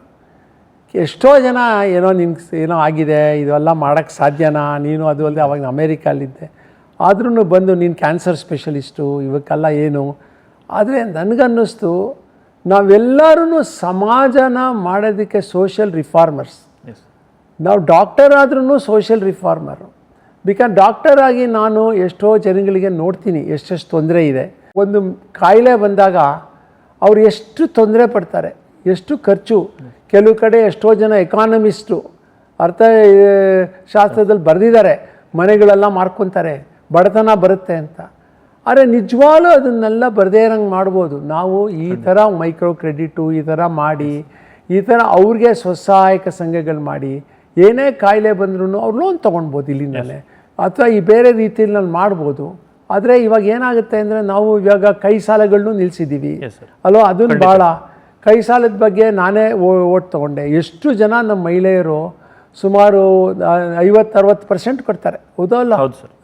5% ಅಂದ್ರೂ 60% ಆಗುತ್ತೆ ಸರ್. ಅದನ್ನು ಕಟ್ಟಿ ಅದ್ರಲ್ಲಿ ಎಷ್ಟು ಕಷ್ಟಪಡೋರು, ಅದನ್ನೆಲ್ಲ ನಿಲ್ಲಿಸಿದ್ದೀವಿ. ಈಗ ಇನ್ನೂ ನಿಲ್ಲಿಸ್ಬೇಕು, ಆದರೆ ನಿಲ್ಲಿಸಿದ್ದೀವಿ. ನಿಮ್ಮ ಪ್ರಕಾರ ನಾವು ಮೈಕ್ರೋ ಕ್ರೆಡಿಟ್ನ ಸ್ವಸಹಾಯಕ ಇನ್ನೂ ನಾವು ಮುಂದೆ ತರ್ಬೋದಾ? ಖಂಡಿತ ಸರ್. ಯಾವ ರೀತಿ ತರ್ಬೋದು? ಈಗ ಸರ್, ಈಗ ನನಗೆ ಒಂದು ಖುಷಿಯಾದ ವಿಚಾರ, ಒಂದು ಸಂಸ್ಥೆ ಅಂದರೆ ಆ ಸಂಸ್ಥೆ ಫಲಾನುಭವಿಗಳು ನಾವು ಕೆಲಸ ಮಾಡೋಂಥವ್ರು ಅಂತ. ಆದರೆ ನಾನು ನಮ್ಮ ಸಂಸ್ಥೆಯಲ್ಲಿ ತುಂಬ ಹೆಮ್ಮೆಯಿಂದ ಹೇಳ್ತೀನಿ, ನಮ್ಮ ಸಂಸ್ಥೆಯಲ್ಲಿ ಯಾರೆಲ್ಲ ಕೆಲಸ ಮಾಡ್ತಿದ್ದಾರೋ ಅವರೇ ಮೊದಲನೇ ಫಲಾನುಭವಿಗಳು. ನೀವು ಕಳೆದ 3 ತಿಂಗಳು ಮೀಟಿಂಗಲ್ಲಿ ಹೇಳಿದ್ರಿ, ನಮ್ಮ ಸಂಸ್ಥೆಯಲ್ಲಿ ಯಾರೆಲ್ಲ ಈ ಹ್ಯಾಂಡ್ ಲೋನಲ್ಲಿ ಇದ್ದಾರೆ, ಯಾರೆಲ್ಲ ಸಮಸ್ಯೆಯಲ್ಲಿದ್ದಾರೆ ಅವ್ರನ್ನ ಫಸ್ಟ್ ಹೊರಗೆ ತರೋಣ. ಇವರು ಹೊರಗಡೆ ಬಂದರೆ ಖಂಡಿತವಾಗ್ಲೂ ಇವ್ರುಗಳು ಗುಂಡ್ಲುಪೇಟೆಯಲ್ಲಿರೋದು ಎಲ್ಲ ಮಹಿಳೆಯರನ್ನು ಹೊರಗೆ ತರೋ ಶಕ್ತಿ ಇವ್ರಿಗೆ ಸಿಗುತ್ತೆ ಅಂತ. ಅದು ತುಂಬ ಖುಷಿ ಆಯಿತು ಸರ್. ಅದು ಎಲ್ಲ ನಾನೊಂದು 4-5 ಸಂಸ್ಥೆಯಲ್ಲಿ ಕೆಲಸ ಮಾಡಿದ್ದೀನಿ. ಈ ರೀತಿ ಯೋಚನೆ ಮಾಡೋಂಥ ಸಂಸ್ಥೆಯಲ್ಲಿ ನಾನು ಕೆಲಸ ಮಾಡ್ತೀನಿ ಅನ್ನೋದು ನನಗೆ ತುಂಬ ಪ್ರೌಡ್ ಫೀಲ್ ಆಗುತ್ತೆ. ಈಗ ಸರ್, ಈ ಮೈಕ್ರೋ ಫಿನಾನ್ಸ್ ಅಂದರೆ ನಾನು 2010ನೇ ಇಸ್ವಿಯಿಂದನೂ ನಾನು ಮಹಿಳಾ ಸ್ವಸಹಾಯ ಸಂಘ ಜೊತೆನೇ ಮಾಡ್ತಾ ಬಂದಿದ್ದೀನಿ ಸರ್. ಈಗ ಸ್ವಸಹಾಯ ಸಂಘಗಳು ತುಂಬ ಚೆನ್ನಾಗಿ ನಡೀತು. 2000ನೇ ಇಸ್ವಿಲೇ ಶುರು ಆಯಿತು. ನಾವೇ ಮೊದಲನೇ ಸಂಸ್ಥೆ ಗುಂಡ್ಲುಪೇಟೆಯಲ್ಲಿ ಸ್ವಸಹಾಯ ಸಂಘ ಮಾಡೋಕ್ಕೆ ಶುರು ಮಾಡಿ 2010ವರೆಗೂ ತುಂಬ ಚೆನ್ನಾಗಿ ನಡೀತು ಸರ್. ಅದಾದಮೇಲೆ ಯಾವಾಗ ಈ ಮೈಕ್ರೋ ಫಿನಾನ್ಸ್ಗಳು, ಪ್ರೈವೇಟ್ ಮೈಕ್ರೋ ಫಿನಾನ್ಸ್ಗಳು, ಗೌರ್ನಮೆಂಟ್ ಸ್ಕೀಮ್ಸ್ ಎಲ್ಲ ಬಂತು, ಆ ಜನರು ನಿಜವಾದ ಸ್ವಸಹಾಯ ಸಂಘನ ಮರೆತರು. ಅವ್ರಿಗೆ ಹೆಂಗಾಗ್ಬಿಡ್ತೀವಿ ಸ್ವಸಹಾಯ ಸಂಘ ಅಂದರೆ, ನಾನು ದುಡ್ಡು ತೊಗೋತೀನಿ, ದುಡ್ಡು ಕಟ್ತೀನಿ, ಚೀಟಿ, ಆ ಥರದ್ದು ಸಂಘಗಳಾಗ್ಬಿಡ್ತು. ನಮ್ಮ ಸಂಸ್ಥೆ ಏನು ಮಾಡ್ತಾ ಇದ್ದೀವಿ, ಯಾವ ಉದ್ದೇಶಕ್ಕೆ ಸ್ವಸಹಾಯ ಸಂಘಗಳು ಶುರು ಆಯಿತೋ, ನೀವು ಯಾವ ಉದ್ದೇಶದಿಂದ ಶುರು ಮಾಡಿದ್ರಿ ಆ ಉದ್ದೇಶ ಈಡೇರಬೇಕು. ನಮಗೆ ಒಂದು ಹಳ್ಳಿಯಲ್ಲಿ 100 ಸಂಘ ಬೇಡ, 10 ಸಂಘ ಇರಲಿ, ಮಾದರಿಯಾಗಿರಲಿ. ಮಾಡೆಲ್ ಸೆಲ್ಫ್ ಹೆಲ್ಪ್ ಗ್ರೂಪ್ಸ್ಗಳಿರಬೇಕು. ಮೈಕ್ರೋ ಫಿನಾನ್ಸಿಂದ ಲೋನ್ ತೊಗೋಬಾರ್ದು, ಅವರೇ ಉಳಿತಾಯ ಮಾಡಬೇಕು, ಅದರಿಂದ ಲೋನ್ ತೊಗೋಬೇಕು. ಅದರಿಂದ ಅವರೇನೋ ಆದಾಯ ಬರೋಂಥ ಚಟುವಟಿಕೆಗಳನ್ನ ಮಾಡಿ ಆ ಬಂದ ಲಾಭದಲ್ಲಿ ಸಾಲಗಳನ್ನು ತೀರಿಸ್ತಾ ಹೋಗಬೇಕು. ಈ ಮೈಕ್ರೋ ಫಿನಾನ್ಸ್ ಸರ್, ಇವಾಗ ನಾನು ಸ್ಟಡಿ ಮಾಡಿರೋಂಗೆ ಒಂದು 29ರಿಂದ 35 ಮೈಕ್ರೋ ಫಿನಾನ್ಸ್ಗಳು ಗುಂಡ್ಲುಪೇಟೆಯಲ್ಲಿ ಎಕ್ಸಿಸ್ಟ್ ಇದೆ ಸರ್. ಈಗಿದೆ. ಪ್ರಾರಂಭದ ಬಡ್ಡಿ ಯಾವುದಪ್ಪ ಅಂದರೆ 16% ಶುರು ಆಗುತ್ತೆ, 36%ವರೆಗೂ ಇದೆ. ನಮ್ಮ ಸಂಸ್ಥೆಯಲ್ಲಿ ನಾವು 10%ಗಿನ್ನ ಕಡಿಮೆಯಲ್ಲಿ ಕೊಡ್ತೀವಿ ಅಂದರೆ ನಂಬ್ತಾ ಇಲ್ಲ ಜನ. ಯಾರು ಬೆನಿಫಿಟ್ ತೊಗೊಂಡಿದ್ದಾರೋ ಅವರು ಕೈ ಮುಗಿತಾರೆ ಸರ್. ನಿಜವಾಗ್ಲೂ ನಮ್ಮ ಕಷ್ಟದಲ್ಲಿ ಸಹಾಯ ಮಾಡಿದ್ರೆ ನೀವು. ಈ ಮೈಕ್ರೋ ಫಿನಾನ್ಸ್ ಒಂದರಿಂದ ಸರ್ ನಾವು ತುಂಬ ಜನ ಮಹಿಳೆಯರನ್ನ ಹೊರಗಡೆ ತರ್ಬೋದು. ಅವ್ರ ಆರ್ಥಿಕ ಸಂಕಷ್ಟದಿಂದ ಹೊರಗಡೆ ತರ್ಬೋದು. ಅವರಿಗೆ ಇದು ಬರ್ಡನ್ನು ಅನ್ಸಲ್ಲ. ಅವರು ಹೆಚ್ಚು ಬಡ್ಡಿ ಎಲ್ಲಿ ಕಟ್ತಿದ್ರೋ ಆ ಹಣನೇ ಅವರು ಆದಾಯ ಬರೋ ಚಟುವಟಿಕೆ ತೊಡಗಿಸ್ಬೋದು. ಇವಾಗ ಇದು ತುಂಬ ಬೇಡಿಕೆಯಲ್ಲಿದೆ ಸರ್. ನಾವು ಅದನ್ನು ಸ್ಲೋ ಆ್ಯಂಡ್ ಸ್ಟಡಿ ಮಾಡಿದ್ದೀವಿ. ಖಂಡಿತ ಮುಂದೆ ಬರ್ಬೋದು. ಇದರಿಂದ ಎಷ್ಟೋ ಕಲ್ತಿದ್ದೀವಿ. ಖಂಡಿತ ಸರ್. ಈ ಕಲ್ತಿದ್ದ ನಾಲೆಜ್ನು ನಾವು ಅವ್ರಿಗೆ ಮಾಡಿ, ಅವ್ರಿಗೇನು ಅಂದರೆ ಕಂಪ್ಲೀಟ್ಲಿ ಅವ್ರು ಸೆಲ್ಫ್ ಸಫಿಷಿಯೆಂಟ್. ಅವ್ರಾಗೆ ಒಂದು ದೊಡ್ಡ ಬಿಸ್ನೆಸ್ ಮಾಡ್ಬೋದು, ಒಂದು ಅಂಗಡಿ ಓಪನ್ ಮಾಡ್ಬೋದು, ಒಂದು ರೆಸ್ಟೋರೆಂಟ್ ಓಪನ್ ಮಾಡ್ಬೋದು, ಅಥವಾ ಏನೋ ಒಂದು ಬೇರೆ ಬಿಸ್ನೆಸ್ಸು, ಫಾರ್ಮಿಂಗು. ನಮ್ಮ ಹೇಳ್ತಿದ್ರು ನಮ್ಮ ಲೇಡಿ ಅವರು, ಇವರು ಕಲಾವತಿ, ನಮ್ಮ ಬಾಳೆಹಣ್ಣಿನ ಇದರಲ್ಲೇ ನಾನು 4 ಲಕ್ಷ ಮಾಡ್ತೀನಿ. ಆ ಥರ ಅವ್ರಿಗೆ ಎಂಕರೇಜ್ ಮಾಡ್ಬೋದು. ಬಾಳೆಹಣ್ಣು ತೋಟದಲ್ಲಿ ಈ ಥರ ಎಲ್ಲ ಮಾಡ್ಬೋದು. ಕೊನೆಯದಾಗಿ ನಾವು ಇವಾಗ ಒಂದು ನಮ್ಮ ISTUS ಸಂಸ್ಥೆಯಿಂದ ಒಂದು ಮಾದರಿ ಗ್ರಾಮ ಮಾಡಕ್ಕೆ ಹೊರಟಿದ್ದೀವಿ. ಅದ್ರ ಬಗ್ಗೆ ಹೇಳಿ. ಒಂದು ಸರ್, ನಾವು ಕಳೆದ ವರ್ಷ ಒಂದು ಬೆಟ್ಟೆಗೌಡನ, ನಿಮ್ಮ ಇನ್ಪುಟ್ಸಿಂದನೇ ಗೈಡೆನ್ಸಿಂದನೇ ಬೆಟ್ಟೆಗೌಡನ ಹುಂಡಿ ಅನ್ನೋ ಗ್ರಾಮನ ಆಯ್ಕೆ ಮಾಡಿದ್ವಿ. ಅದರಲ್ಲಿ 53 ಕುಟುಂಬಗಳು ಮಾತ್ರ ಇದೆ. ಆ ಗ್ರಾಮ ಸರ್, ನಾವೀಗ 2025ನೇ ಇಸ್ವಿ ನಾವು ಶುರು ಮಾಡಿದಾಗ ಹಳ್ಳಿಯಲ್ಲಿ 53 ಮನೆಯಲ್ಲಿ ಕೇವಲ 4 ಮನೆಯಲ್ಲಿ ಮಾತ್ರ ಶೌಚಾಲಯ ವ್ಯವಸ್ಥೆ ಇದೆ. ಇನ್ನು ಮಿಕ್ಕಿದ ಯಾವ ಮನೆಗಳಲ್ಲೂ ಶೌಚಾಲಯ ವ್ಯವಸ್ಥೆ ಇಲ್ಲ. ಎಲ್ಲರೂ ಓಪನ್ ಡಿಫಿಕೇಷನ್ಗೆ ಹೋಗ್ತಿದ್ರು. ಈ ನಮ್ಮ ಸಂಸ್ಥೆ ಕಾರ್ಯಕ್ರಮ ಶುರು ಮಾಡಿದಾಗಿಂದ ಪ್ರತಿಯೊಂದು ಮನೆಯವರಿಗೆ ಅವ್ರಿಗೆ ಅವೇರ್ನೆಸ್ ಮಾಡಿದ್ವಿ, ಯಾಕೆ ಶೌಚಾಲಯ ಬೇಕು, ಈಗ ಆರೋಗ್ಯ ಸಮಸ್ಯೆ ಎಲ್ಲಿಂದ ಶುರು ಆಗುತ್ತೆ. ನಾವು ಓಪನ್ ಡೆಫಿಕೇಷನ್ ಹೋಗೋದ್ರಿಂದನೂ ಆರೋಗ್ಯ ಸಮಸ್ಯೆ ತುಂಬ ಜಾಸ್ತಿ ಆಗುತ್ತೆ. ಆ ಅರಿವು ಮಾಡಿದ್ಮೇಲೆ ಈಗ ಅವರೇ ಅರಿತುಕೊಂಡು ಶೌಚಾಲಯಗಳನ್ನ ಕನ್ಸ್ಟ್ರಕ್ಷನ್ ಮಾಡ್ತಿದ್ದೀವಿ. ಆ ಗ್ರಾಮದಲ್ಲಿ ನಾವು ಸ್ವಸಹಾಯ ಸಂಘಗಳಿರಲಿಲ್ಲ, ಅದನ್ನು ನಾವು ತಂದ್ವಿ. ಅವರಿಗೆ ವಿಲೇಜ್ ಡೆವಲಪ್ಮೆಂಟ್ ಕಮಿಟಿ ಒಂದು ಮಾಡಿದ್ದೀವಿ. ಪ್ರತಿ ತಿಂಗಳು ಅವ್ರ ಸಮಸ್ಯೆಗಳನ್ನು ಚರ್ಚೆ ಮಾಡ್ತಾರೆ. ಅವರ ಬೇಡಿಕೆ ಮೇಲೆಗೆ ಸೋಲಾರ್ ಲೈಟ್ಸ್ಗಳನ್ನು, ಸ್ಟ್ರೀಟ್ ಲೈಟ್ಸ್ನ ಹಾಕಿದ್ವಿ. ಅವೆನ್ಯೂ ಪ್ಲಾಂಟೇಶನ್ನ ಮಾಡಿಸಿದ್ದೀವಿ. ಪ್ರತಿಯೊಬ್ಬರಿಗೂ ಜನಗಳು ಇದ್ರಲ್ಲಿ ಪಾರ್ಟಿಸಿಪೇಟ್ ಮಾಡ್ತಾ ಇದ್ದಾರೆ, ಭಾಗವಹಿಸ್ತಾ ಇದ್ದಾರೆ. ಈಗ ಸರ್, ನಮ್ಮಲ್ಲಿ ಏನಾದರೂ ನಾವು ಹಣ ಖರ್ಚು ಮಾಡ್ತಿರೋದು ಒಂದು 10 ರೂಪಾಯಿ ಖರ್ಚು ಮಾಡಿದ್ರೆ 2.5 ರೂಪಾಯಿ ಅವ್ರು ಹಾಕ್ಬೇಕು. 7.5 ರೂಪಾಯಿ ನಮ್ಮ ಸಂಸ್ಥೆಯಿಂದ ಮಾಡ್ತಿದ್ದೀವಿ. ಅವ್ರಿಗೆ ಅದು ಖುಷಿ ಇದೆ ಸರ್. ಖುಷಿ. ನೀವು ನಮ್ಮ ಗ್ರಾಮಕ್ಕೆ ಬಂದು ನಮ್ಮನ್ನು ಅಭಿವೃದ್ಧಿ ಮಾಡ್ತಿದ್ದೀರಿ, ನಾವು ತೊಡಗ್ತೀವಿ. ನಾವೇನಾದ್ರು ಗಿಡ ನೆಡ್ತೀವಿ ಅಂದರೆ ಅದನ್ನು ಗುಂಡಿ ತೆಗಿಯಂಥ ಕಾರ್ಯಕ್ರಮ ಅವ್ರು ಮಾಡ್ತಾರೆ, ಅದಕ್ಕೆ ಫೆನ್ಸಿಂಗ್ ಕಾರ್ಯಕ್ರಮಗಳನ್ನ ಅವ್ರು ಮಾಡ್ತಾರೆ. ಈ ರೀತಿ ಅಗ್ರಿಕಲ್ಚರಲ್ಲೂ ನಾವು ಫೋಕಸ್ ಮಾಡಿ ಒಂದೇ ಬೆಳೆ ಬೆಳೀತಾ ಇದ್ರೆಲ್ಲರೂ ಅವರಿಗೆ ಮಿಲ್ಲೆಟ್ನ ಇಂಟ್ರೊಡ್ಯೂಸ್ ಮಾಡ್ತೀವಿ. ನನಗೆ ಒಂದು ಜ್ಞಾಪಕ ಬರುತ್ತೆ, ಒಂದು ಸತಿ ನಾನು ನಮ್ಮ ಬೇಗೂರು ಹತ್ರ ಒಂದು ಗ್ರಾಮಕ್ಕೆ ಹೋಗಿದ್ದೆ. ಯಾಕೆ ಈ ಗ್ರಾಮ ಎಲ್ಲ ಗಲೀಜಾಗಿದೆ ಅಂದೆ. ಸರ್ ಆ ಸರ್ಕಾರದವನು ಅವ್ನು 3 ತಿಂಗಳಿಂದ ಬಂದಿಲ್ಲ ಕ್ಲೀನ್ ಮಾಡೋಕ್ಕೆ. ನಾನಂದೆ ರೀ, ಸರ್ಕಾರ ಯಾಕ್ರಿ, ನಿಮ್ಮ ಮನೆ ಅಲ್ಲೇನ್ರಿ, ನಿಮ್ಮ ಮನೆ ಸುತ್ತಲೂ ನೀವು ಚೆನ್ನಾಗಿ ಇಟ್ಕೊಬೇಕಲ್ಲೇನ್ರಿ, ಯಾಕ್ರಿ ಸರ್ಕಾರ? ಅದಕ್ಕೆ ನಾನು ಒಂದೇನು ಹೇಳ್ತೀನಿ ಅಂದರೆ, ಇದರಲ್ಲಿ ವಾಟ್ IHDUA ನೀವು ನಾವೆಲ್ಲರೂ ವರ್ಕರ್ಸು ಎಲ್ಲ ಟೀಮು ತೋರಿಸಿದ್ದೀವಿ ಅಂದರೆ ಸರ್ಕಾರ ನಮ್ಗಷ್ಟು ಬೇಕಾಗಿಲ್ಲ. ಕೆಲವು ಸತಿ ಸರ್ಕಾರನೇ ನಮಗೆ ನೋವು. ಯಾಕೆಂದರೆ ಸರ್ಕಾರದವ್ನು ಬಂದು ಮಾಡಿಲ್ಲ, ಅದು ಬಂದಿಲ್ಲ. ಅದಕ್ಕೆ ಸರ್ಕಾರ ಏನೇನು ಮಾಡಬೇಕಾಗಿದೆಯೋ ಜಾಬ್ನ ನಮ್ಮ IHDUA ಮಾಡಿ ತೋರಿಸಿದೆ. ಖಂಡಿತ ಸರ್. ಇದು ಏನು ಅಂದರೆ ಪ್ರಜಾಪ್ರಭುತ್ವದಲ್ಲಿ ಜನಶಕ್ತಿಯನ್ನು ತೋರಿಸಿದೆ. ನಾವಾಗೇ ನಾವು ಮಾಡ್ಕೊತೀವಿ. ಅದಕ್ಕೆ ಗ್ರೇಟ್ ರೈಟರ್ಸ್ ಎಲ್ಲ ಬರೆದಿದ್ದಾರೆ ಕೆಲವರು. ಹೆನ್ರಿ ಡೇವಿಡ್ ಥರೋ ಇವರೆಲ್ಲ ಏನು ಅಂದರೆ government is the best which governs the least ಅಂತ. ಗೌರ್ಮೆಂಟ್ ಸರ್ಕಾರ ಆದಷ್ಟು ನಾವು ಕಮ್ಮಿ ಇಟ್ಕೊಂಡು ನಮ್ಮ ಕೈನಲ್ಲಿ ನಾವು ತಗೊಂಡ್ರೆ ಅದನ್ನು ನಾವೇ ಮಾಡ್ತೀವಿ ಅಂತ ಖಂಡಿತವಾಗಿ ಚೆನ್ನಾಗಿ ಮಾದರಿ ಗ್ರಾಮ ಮಾಡ್ಬೋದು. ಇದನ್ನು ನೀವು ತೋರಿಸ್ತಾ ಇದ್ದೀರಿ. ಈ ಥರ ನಾವು ಮುಂದೆ ಏನು ಅಂದರೆ ಸರ್ಕಾರನೇ ಬಂದು ನಮಗೆ ಕೇಳಬೇಕು, ನಾವು ನಿಮ್ಗೇನು ಮಾಡ್ಕೊಳ್ಳಿ ಅಂತ. ಆ ಥರ ನಾವು ಸ್ಥಿತಿಗೆ ಬರಬೇಕು ಅಂತ ನನ್ನ ಉದ್ದೇಶ. ಇದು ಸಾಧ್ಯ ಆಗೋದು ಯಾಕೆ ಅಂದರೆ ನಮ್ಮ ಆರ್ಗನೈಸೇಷನ್ಸಿಂದ ಜನಕ್ಕೆ ಟ್ರೈನಿಂಗ್ ತರಬೇತಿ ಕೊಡ್ತಾ ಇದ್ದೀವಲ್ಲ, ಅದನ್ನು ಇನ್ನೂ ಕೊಡಬೇಕು, ಮಾಹಿತಿ ಕೊಡಬೇಕು. ಇದರಿಂದ ಜನಕ್ಕೆ ಏನು ಅನ್ನಿಸ್ಬೇಕು ಅಂದರೆ ಒಂದು ಸೆಕ್ಯೂರಿಟಿ, ನನ್ನ ಕೈಲಾಗುತ್ತೆ, ನಾನೇ ಮಾಡಬೇಕು, ನನಗೆ ಯಾರ್ದು ಬೇಕಾಗಿಲ್ಲ, ಸ್ವಯಂ ನನ್ನಲ್ಲೇ ಬಲ ಇದೆ. ಆ ಥರ ಒಂದು ಸೆಕ್ಯೂರಿಟಿ, ಸೆಲ್ಫ್ ಕಾನ್ಫಿಡೆನ್ಸ್ ಅಂತೀವಿ, ಆತ್ಮವಿಶ್ವಾಸ. ಆ ಆತ್ಮವಿಶ್ವಾಸ ಬಂದುಬಿಟ್ರೆ ಅದ್ರ ಮುಂದೆ ಯಾವುದು ತಡೆಯೋಕ್ಕಾಗಲ್ಲ. ಎಂಥ ಕಷ್ಟನೇ ಬರಲಿ, ಆತ್ಮವಿಶ್ವಾಸ. ನನಗೆ ನನ್ನ ಓನ್ ಲೈಫ್ದಲ್ಲಿ ಈ ಆತ್ಮವಿಶ್ವಾಸ ಭಾಳ ಇಂಪಾರ್ಟೆಂಟ್. ನಾನು ಆ ಪುಸ್ತಕದಲ್ಲೂ ಬರ್ತೀನಿ, ನಮ್ಮ ಮಹಿಳೆಯರ ಮುಂದೆನೂ ಮಾತಾಡ್ತೀನಿ. ಎಷ್ಟೋ ನನಗೇನೇನೋ ಆಗಿದೆ, ಅಮೇರಿಕಾದಲ್ಲೂ ಆಗಿದೆ, ನನ್ನ ಮಗನ ವಿಚಾರ ಎಲ್ಲ. ಆದರೆ ಈ ಸೆಲ್ಫ್ ಕಾನ್ಫಿಡೆನ್ಸ್, ಆತ್ಮವಿಶ್ವಾಸ ಇದೆಯಲ್ಲ, ದಟ್ ಈಸ್ ವಾಟ್ ಡ್ರೈವ್ಸ್. ಏನೇ ಬರಲಿ ನಾನು ಚಾಲೆಂಜ್ ಮಾಡ್ತೀನಿ. I will challenge the system, I will really win. ಅದನ್ನು ಇದೇ ಮಾಹಿತಿನ ನಮ್ಮ ಎಲ್ಲರಿಗೂ ನಾವು ಕೊಡಬೇಕು, ಡೆಮಾಕ್ರಟೈಸ್ ಅಂತೀವಿ. ಎಲ್ಲರಿಗೂ ಹೋಗಂಗೆ ಮಾಡಿ. ಅದಕ್ಕೆ ನಾವು ಇವಾಗ ತರಬೇತಿ ಕೊಡ್ತಾ ಇದ್ದೀವಿ ನಮ್ಮ ಮಹಿಳೆಯರಿಗೆ. ಒಂದು 100 ಜನಕ್ಕೆ, 100 ಜನದಿಂದ 1000 ಜನ, 1000 ಜನದಿಂದ 10,000 ಜನ, 10,000 ಜನದಿಂದ 1,00,000. ಈ ಥರ ನಾವು ಮಾಡಿ ನಮ್ಮ ಈ ಅಂತಾರಾಷ್ಟ್ರೀಯ ಸಂಸ್ಥೆನ IHDUA ಮುಂದೆ ತೊಗೊಂಡೋಗ್ಬೇಕು ಅಂತ ನಂದು ಅಭಿಪ್ರಾಯ. ನೀವು ಏನಾದ್ರು ಕೊನೆ ಮಾತು ಹೇಳ್ತೀರಾ ಸರ್? ಈಗ ನಾವು ಮಹಿಳೆಯರ ಬಗ್ಗೆ ತುಂಬ ಮಾತಾಡಿದ್ವಿ. ಅದರ ಜೊತೆಗೆ ನಾವು ಯುವಕರನ್ನು ನಾವು ಫೋಕಸ್ ಮಾಡ್ತೀವಿ ಸರ್. ಇವಾಗ ಅಲ್ಲಿ ಅನ್ಎಂಪ್ಲಾಯ್ಮೆಂಟ್ ರೇಟು 40-50% ಇದೆ ಸರ್ ಗುಂಡ್ಲುಪೇಟೆಯಲ್ಲಿ. ಅವರಿಗೆ ಅವರು ನತದೃಷ್ಟರ ಅಂತ ಹೇಳ್ಬೋದಾ? ಅಲ್ಲಿ ಯಾವುದೇ ರೀತಿಯ ಕಂಪ್ನಿಗಳಿಲ್ಲ, ಇಂಡಸ್ಟ್ರೀಸ್ ಇಲ್ಲ, ಅವ್ರಿಗೆ ಕ್ವಾಲಿಟಿ ಎಜುಕೇಷನ್ ಸಿಗ್ತಿಲ್ಲ. ಮಕ್ಕಳು ಹೈಯರ್ ಎಜುಕೇಷನ್ ಅಂದರೆ ಮೈಸೂರು ಕಡೆನೇ ಮುಖ ಮಾಡಿ ನೋಡಬೇಕು, ಉದ್ಯೋಗ ಅಂದರೆ ಅವ್ರು ಮೈಸೂರಿಗೇ ಬರಬೇಕು. ಅದನ್ನು ನಾವು ಗಮನಿಸಿದ ಮೇಲೆ ನಮ್ಮಲ್ಲೂ ಸ್ಕಿಲ್ ತರಬೇತಿಗಳನ್ನ ಶುರು ಮಾಡಿದ್ವಿ. ಈಗ ಒಂದು ಕಾನ್ಫಿಡೆನ್ಸ್ ಹೇಳಿದೆ ಸರ್, ಆತ್ಮವಿಶ್ವಾಸದ ಬಗ್ಗೆ. ನಾವು ಜನರಲ್ ಡ್ಯೂಟಿ ಅಸಿಸ್ಟೆಂಟ್ ಕೋರ್ಸ್ನ ಮಾಡ್ತಿದ್ದೀವಿ. 10ನೇ ಬ್ಯಾಚ್ ನಡೀತಾ ಇದೆ ಸರ್. ಒಂದು 250 ಜನ ಮಕ್ಕಳು ಅದರಲ್ಲಿ ತರಬೇತಿ ಮುಗಿಸಿ ಜಾಬ್ ಮಾಡ್ತಿದ್ದಾರೆ.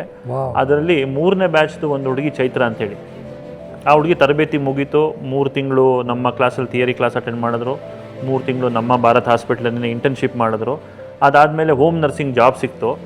ಆ ಹುಡುಗಿ 2 ತಿಂಗಳಾದ್ಮೇಲೆ ನಮ್ಮ ಆಫೀಸಿಗೆ ಬಂದರು. ಎಷ್ಟಮ್ಮ ನಿಮ್ಮ ಸ್ಯಾಲ್ರಿ ಅಂತ ನಾನು ಕೇಳಿದೆ. 39,000 ಅಂತ ಹೇಳಿ. 39,000. ಆ ಹುಡುಗಿ ಸ್ಟ್ರಗಲ್ ಮಾಡ್ತಿದೆ ಸರ್. ಅದರಲ್ಲಿ ಹೋಮ್ ನರ್ಸಿಂಗಲ್ಲಿ 12 ಅವರ್ಸು 24 ಅವರ್ಸ್ ಬರುತ್ತೆ. ಆ ಹುಡುಗಿ ಆಪ್ಟ್ ಮಾಡಿದ್ದು 24 ಅವರ್ಸ್.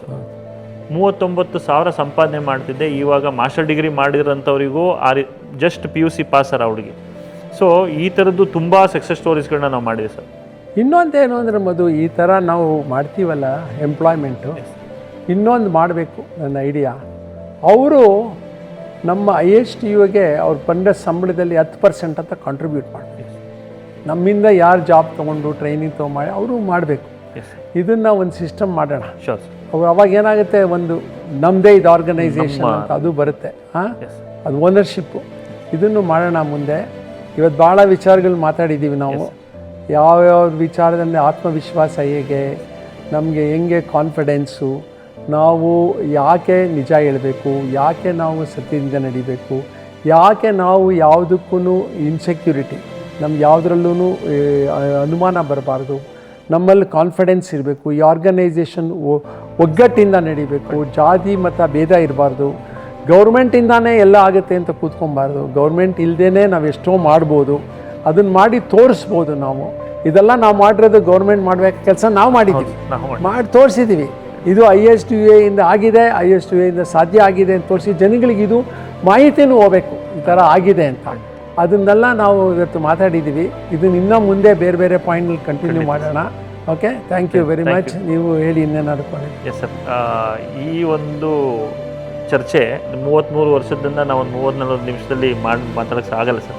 ಮುಂದಿನ ದಿನಗಳಲ್ಲಿ ಪ್ರತಿಯೊಂದು ಹಂತದಲ್ಲೂ ನಾವು ಯಾವ್ಯಾವ ರೀತಿ ಚಾಲೆಂಜಸ್ನ ಫೇಸ್ ಮಾಡಿದ್ವಿ ಅಂತ ನಾವು ಚರ್ಚೆ ಮಾಡಿ, ನಮ್ಮ ಸ್ಪೆಷಲಿ ಗುಂಡ್ಲುಪೇಟೆ ಜನತೆಗೆ ಉದ್ದೇಶಗಳು, ನಮ್ಮ ಸಂಸ್ಥೆ ಉದ್ದೇಶ ಏನು, ಉದ್ದೇಶ ಇಟ್ಕೊಂಡು ಆ ಒಂದನ್ನು ಹೇಳಿ ಮುಗಿಸ್ತೀನಿ ಸರ್. ನೀವೇ ಅದಕ್ಕೆ ಉತ್ತರ ಕೊಡಬೇಕು. ಪ್ರತಿಯೊಬ್ಬರು ಪ್ರಶ್ನೆ, ಡಾಕ್ಟ್ರು ಗುಂಡ್ಲುಪೇಟೆಯವರ, ಗುಂಡ್ಲುಪೇಟೆನೇ ಯಾಕೆ ಆಯ್ಕೆ ಮಾಡಿದ್ರು, ಇಲ್ಲಿ 150 ಒಂದು ಹಳ್ಳಿಲಿ 2 ಹಳ್ಳಿಲಿ ಕೆಲಸ ಮಾಡ್ತಾರೆ, 156 ಹಳ್ಳಿಲೂ ಕೆಲಸ ಮಾಡ್ತಿದ್ದಾರೆ. ಅದ್ರ ಬಗ್ಗೆ ನಿಮ್ಮಿಂದ ಒಂದು ಉತ್ತರ. ಕೊನೆಯದಾಗ ಅದು ಹೇಳ್ತೀನಿ.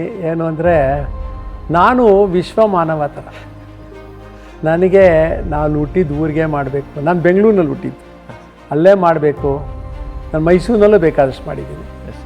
ಆ ಥರ ನನಗೆ ಎಲ್ಲಿ ಜನ ಒಳ್ಳೆತನ ಇದೆಯೋ, ಎಲ್ಲಿ ಜನ ನಮ್ಮ ಜೊತೆ ಕೆಲಸ ಮಾಡೋಕ್ಕೆ ಸಿದ್ಧ ಇದ್ದಾರೋ, ಎಲ್ಲಿ ನೀಡಿದೆಯೋ, ಎಲ್ಲಿ ಅವಕ್ಕೆ ಬೇಕೋ ಅಲ್ಲಿ ಹೋಗಿ ಮಾಡೋಕ್ಕೆ ನನಗೆ ಆಸೆ. ನಾನು ಅಮೇರಿಕಾಗೆ ಹೋದಾಗ, ನಾನು ಪ್ರಾಕ್ಟೀಸ್ ಮಾಡಿದಾಗ, ಒಂದು ಊರು ಶಿಕಾಗೋ ಪಕ್ಕ ಮಾಡಿದಾಗ ಅಲ್ಲಿ ಕ್ಯಾನ್ಸರ್ ಇರಲಿಲ್ಲ ಸೆಂಟ್ರಿದು. ನಾನು ಶುರು ಮಾಡಿದಾಗ 1 ವರ್ಷದಲ್ಲಿ ದಿನಕ್ಕೆ 100 ಪೇಷಂಟ್ ನೋಡ್ತೀನಿ. 100 ಮೈಲಿಯಿಂದ ಬರೋರು ಜನ. ಅವಾಗ ಪಾರ್ಟ್ನರ್ಸ್ ತೊಗೊಂಡೆ, ಅಲ್ಲಿ ಮಾಡಿದೆ ನಾನು. ವಿಶ್ವಮಾನ ತತ್ವ ಅಲ್ಲಾಯಿತು. ಆಮೇಲೆ ಇಂಡಿಯಾಗೆ ಬಂದಾಗ ನಾನು ಇವಾಗ HCG 26 ಸೆಂಟರ್ಸ್ ಇದೆ, ಬರೀ ಬೆಂಗಳೂರೇ ಅಲ್ಲ, ಎಲ್ಲ ಕಡೆಯೂ ಇದೆ. ರಾಂಚಿಲಿದೆ, ಗುಲ್ಬರ್ಗಾದಲ್ಲಿದೆ, ಶಿವಮೊಗ್ಗದಲ್ಲಿದೆ, ಬಾಂಬೆನಲ್ಲಿದೆ, ನಾಸಿಕ್, ಎಲ್ಲ ಕಡೆ ಮಾಡಿದ್ದೀನಿ. ಆ ರೀತಿ ಗುಂಡ್ಲುಪೇಟೆ ಯಾಕೆ ನಾನು ಮಾಹಿತಿ ಅಂದರೆ, ನನಗೆ ಯಾಕೆ ಭಾಳ ಇದೆ. ಮುಳ್ಳೂರಿನಲ್ಲಿ ಸ್ಕೂಲ್ ಮಾಡಿದೆ. ಯಾಕೆ ಅಲ್ಲಿ ಪಟೇಲರು ಬಂದರು, ನಮಗೊಂದು ಸ್ಕೂಲ್ ಬೇಕು, ಆರೋಗ್ಯ ಶಿಬಿರ ಬೇಡ, ಆಯಿತು ಪಟೇಲ್ರೆ ಅಂತ ಮಾಡಿದೆ. ಮುಳ್ಳೂರಿಗೂ ನನಗೂ ಸಂಬಂಧನೇ ಇರಲಿಲ್ಲ, ಮಾಡಿದೆ. ಆ ರೀತಿ ಗುಂಡ್ಲುಪೇಟೆಯಲ್ಲಿ ಏನು ಅಂದರೆ ಭಾಳ ಹಿಂದುಳಿದಿತ್ತು.